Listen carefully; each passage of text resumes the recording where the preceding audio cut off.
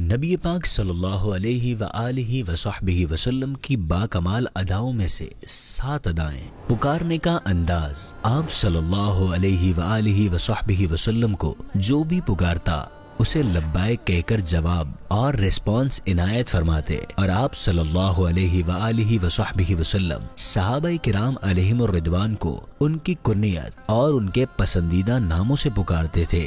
بات سننے کا انداز، اگر کوئی شخص آپ صلی اللہ علیہ وآلہ وصحبہ وسلم کے کان میں وسپر کرتا تو جب تک اس کی بات مکمل نہ ہو جاتی اپنا سر مبارک اس کے منہ سے دور نہ فرماتے۔ صحابہ کرام میں بیٹھنے کا انداز، صحابہ کرام علیہم الرضوان مجلس میں حاضر ہوتے تو آپ صلی اللہ علیہ وآلہ وصحبہ وسلم کبھی پاؤں پھیلا کر نہیں بیٹھتے تھے۔ مہمان نوازی کا انداز، ملاقات کے لیے اگر کوئی حاضر ہوتا تو بعض اوقات اس کے لیے اپنی چادر بچھاتے بلکہ اپنی سیٹ بھی پیش کر دیا کرتے تھے۔ گفتگو کا انداز، آپ صلی اللہ علیہ وآلہ وصحبہ وسلم نہایت وقار کے ساتھ اس طرح ٹھہر کر گفتگو فرماتے کہ اگر کوئی آپ کے جملوں کو گننا چاہتا تو گن سکتا تھا۔ چلنے کا انداز، آپ صلی اللہ علیہ وآلہ وصحبہ وسلم رفتار کے ساتھ اور ذرا جھک کر یوں چلا کرتے تھے گویا کسی بلندی سے اتر رہے ہیں۔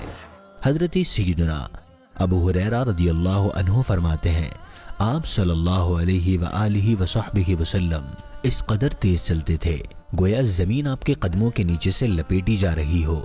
ہم آپ کے ساتھ چلنے میں ہانپنے لگتے تھے مگر آپ صلی اللہ علیہ وآلہ وصحبہ وسلم بغیر کسی ڈیفیکلٹی کے تیز رفتاری کے ساتھ چلتے رہتے۔ خوشبو کا تحفہ، آپ صلی اللہ علیہ وآلہ وصحبہ وسلم خوشبو کا تحفہ کبھی واپس نہیں کرتے تھے بلکہ فرماتے خوشبو کا تحفہ رد مت کرو کیونکہ یہ جنت سے نکلی ہے۔ اللہ عز و جل ہمیں بھی میلاد مصطفیٰ صلی اللہ علیہ وآلہ وصحبہ وسلم کے صدقے ان مبارک اداؤں پر عمل کرنے کی توفیق عطا فرمائے، آمین بجاہ النبی الامین صلی اللہ تعالی علیہ وآلہ وصحبہ وسلم۔